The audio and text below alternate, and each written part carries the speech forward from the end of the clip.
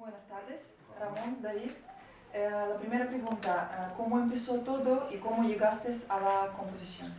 Bueno, yo empecé como muchos niños, empecé a tocar el piano porque en mi casa no sabían muy qué hacer conmigo y era pequeño y me llevaron a clases de música, empecé a tocar el piano y entonces cayó un libro en mis manos que se titulaba Lo que Mozart tocaba y compuso a la edad de 4 o 6 años. Y yo empecé a tocar algunas piezas de este libro y pensé, si él hacía esto con 4 años, yo tengo 8, tengo el doble de edad, seguro que lo voy a hacer mejor. Y empecé a escribir, ¿no? Un poco así inconscientemente y aún no he superado un nivel este. ¿Quieren hacer una pregunta? Sí, ahora de mayor, ¿qué opinas de tu progresión? Bueno, no sé qué decir, qué opino. Bueno, ¿has llegado a lo que querías o creías que iba a ser otra cosa?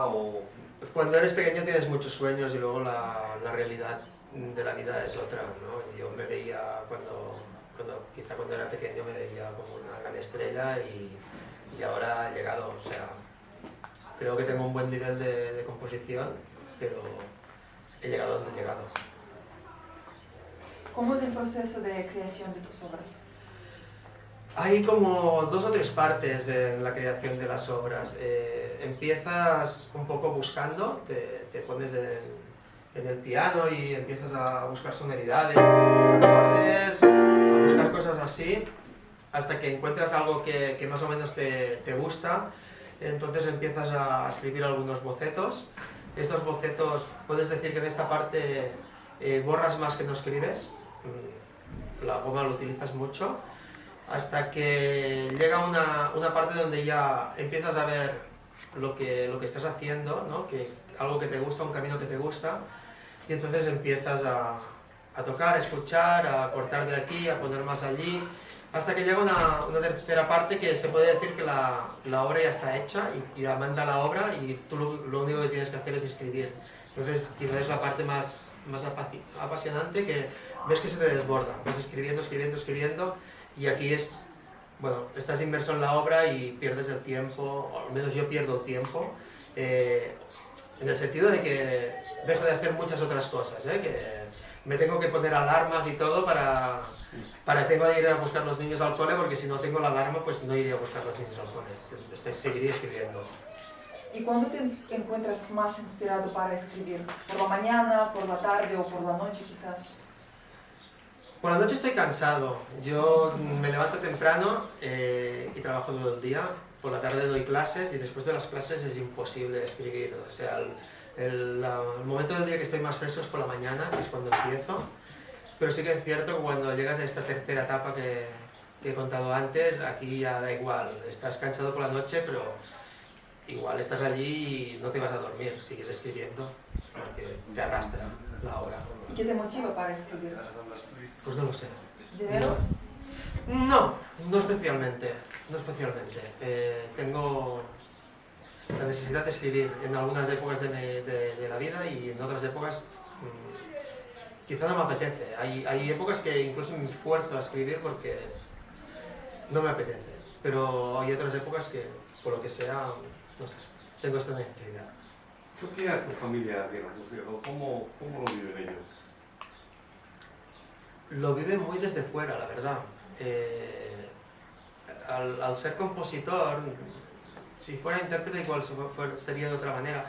Al ser compositor yo estoy cerrado en mi estudio y hago mis cosas y no cuento lo que hago ni lo que dejo de hacer, ni me preguntan. Quizá antes me preguntaban, pero ya han visto que es una pregunta sin respuesta.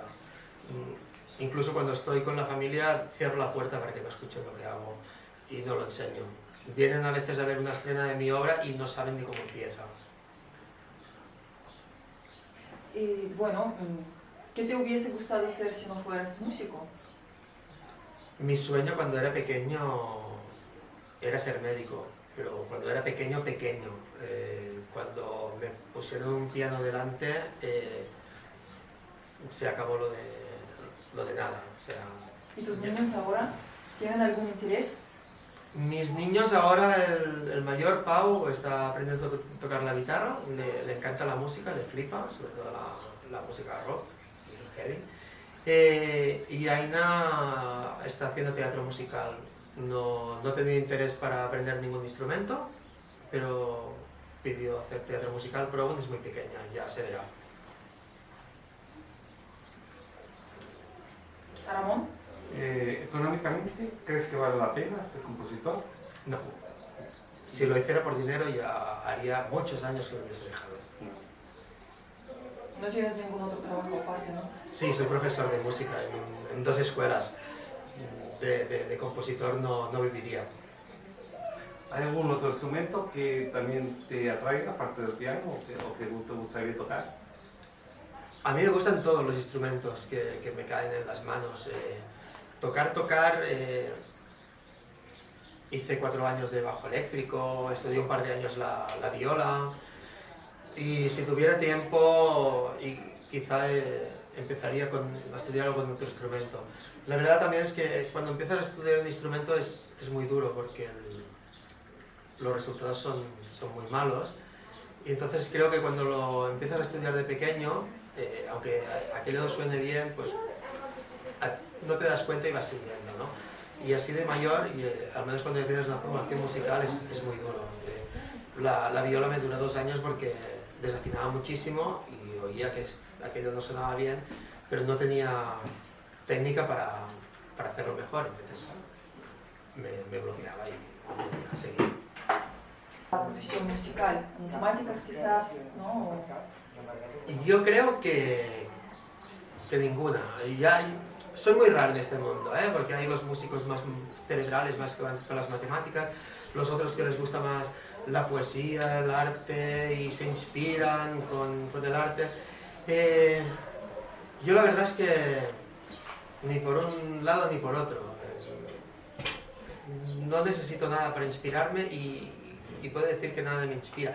Sí que es cierto que quizá, sobre todo cuando haces música vocal, ¿no? Un poema te puede inspirar, ¿no? Pero no, yo no soy de los que me voy tengo una casa en el campo para componer como hacía Mahler o Granados, y yo puedo componer delante de una pared blanca. ¿Cómo afecta la música a la vida ordinaria de una persona? ¿Es necesaria? Aquí también voy a ser un poco contrario a la mayoría, que te dirán la mayoría de músicos. No creo que sea necesaria. Yo creo que hoy en día consumimos mucha música, la música esta que se llama música de ascensor, que está por todo el mundo, ¿no? Cuando vas a las tiendas, cuando vas por la calle, en el tren, en el metro, y que para mí es una música innecesaria y que me molesta más que no ayuda a la gente. Yo creo que sin música se podría vivir. Es muy... De hecho, mis hijos van a una escuela que es bilingüe para niños sordos y niños oidores. Y entonces, claro, decir que la música es necesaria, estás diciendo que esta gente, ¿no? Que tiene un problema de audición, no están completos. Me parece muy fuerte. O sea, estos chicos o esta gente viven igual sin música porque no tienen esta facultad. Entonces creo que no es necesaria. Que a mí me encanta y yo consumo mucha música y tal y cual, pero que no tiene que ser para todo el mundo. Ahora vamos a hablar un poco del proyecto Apuhai, Uh-huh. de Musical Innovators. Entonces, ¿cómo has conocido al Sergei? ¿Cómo empezasteis a trabajar juntos? Cuéntanos un poquito.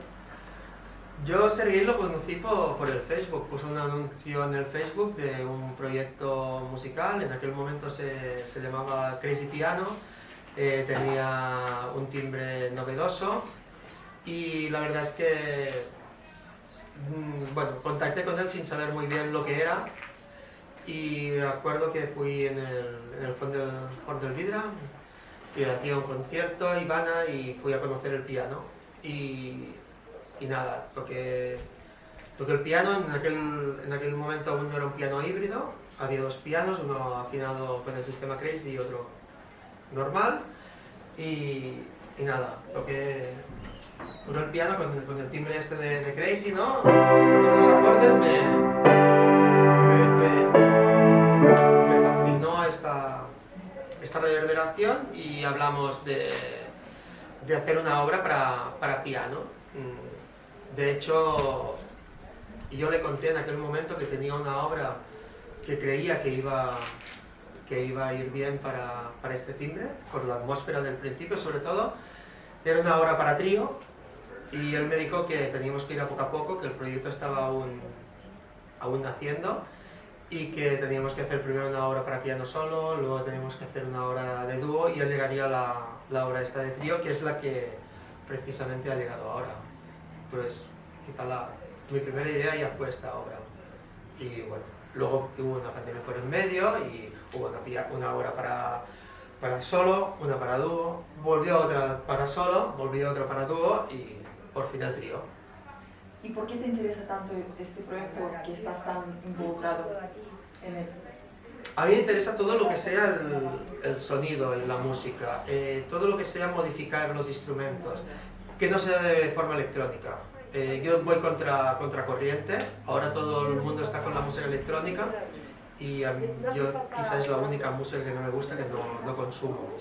Y entonces cuando me habló un piano con distintos timbres, lo primero que pensé es con los pianos del siglo XIX, principios del siglo XIX, había unos pianos con varios timbres, que entre los martillos y las cuerdas había una piel, un papel, y iban con distintos registros, como si fuera un clavicémbalo o un órgano, con muchos pedales, ¿no?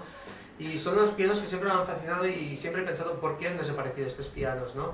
Y cuando me ofreció la oportunidad de tener un piano con dos timbres acústicos, sin ser modificados electrónicamente, me enganchó. Y de hecho ayer mismo estábamos hablando de cómo conseguir otros timbres con el piano que no fueran estos. Claro, entonces has adelantado ahora mi siguiente pregunta. ¿Cómo ves el futuro con Musical Innovators? ¿Seguir escribiendo, seguir trabajando con...? Seguir escribiendo y seguir innovando, ¿no? Como te digo, ahora no vamos a... Las ideas que compartimos no las voy a hacer públicas hasta que no estén elaboradas, ¿no? Pero estamos no diré trabajando porque son algunas ideas locas, pero sí que si hacemos esto podría modificar el sonido de otra manera, y si hacemos esto otro podríamos modificar, y entonces en vez de 2 timbres ya tenemos 3, ya tenemos 4, ya tenemos... Y ahora, a ver, ahora falta tener un piano para experimentar, que será el siguiente paso. ¿Y en qué estilo trabajas? ¿Solo música contemporánea? Y yo soy muy ecléctico, como te he contado antes cuando te he dicho qué instrumentos había tocado, ¿no? El segundo que te he dicho era el bajo eléctrico. Yo descubrí la música de Mozart con pocos años y fue quizá lo que me llevó a la música clásica, pero claro, en mi entorno, en el colegio, era un bicho raro, y entonces, fuera porque también me gustaba o fuera porque tenía que integrarme, iba siguiendo lo que seguían mis compañeros, y he estado tocando con grupos de heavy, de thrash metal, de rock, alguna orquesta de baile y el bajo eléctrico. Y entonces creo que todo esto, aunque ahora ya no hago música de esta o no la hago con instrumentos rockeros, ¿no? Sí que es cierto que en mis obras algunas partes me dicen esto suena a heavy metal, esto es que le pones una batería y digo, ya, es que está en mi camino de formación. David, y la última pregunta, ¿nos podrías enseñar un poquito cómo funciona el acoustic hybrid piano? Específicamente. Sí, mira, os voy a contar. El acoustic hybrid piano, de momento es un piano normal, estándar. Entonces voy a contar que el piano es un instrumento de cuerda donde hay unos martillos que golpean esta cuerda. Pero tiene una particularidad, que en cada nota no hay solo una cuerda, sino en las graves sí que hay solo una cuerda, pero luego hay 2 cuerdas o 3 cuerdas, simplemente para amplificar un poco más el sonido. La invención de este sonido es una de las 3 cuerdas, afinarla un tono distinto que la otra. En este caso, en este piano serían 4 hercios, ¿no? Entonces aquí disponemos, con el pedal izquierdo del piano, que también está modificado, conseguimos que el martillo percuta solo 2 cuerdas o 3 de las cuerdas. Cuando solo percute 2 cuerdas, tenemos el sonido de piano normal. En cambio, cuando tenemos el pedal izquierdo activado, entonces estamos percutiendo sobre las 3 cuerdas y aquí sí que tenemos esta pequeña disonancia, ¿no? Ahora he tocado con el sonido limpio sin poner el pedal de resonancia, pero combinando esto un poco podemos conseguir este sonido más brillante y jugar con este sonido. Yo puedo hacer un sonido que resuene, sacar el pedal y seguir con el sonido normal, por ejemplo, entre muchas otras posibilidades que tiene el piano, ¿no? Y es un poco ir jugando con el pedal izquierdo. Necesita un poco de destreza, pero es posible. Así ha sido la entrevista con el compositor David Llorens. Gracias a todos y os esperamos ver en nuestros conciertos. Muchas gracias.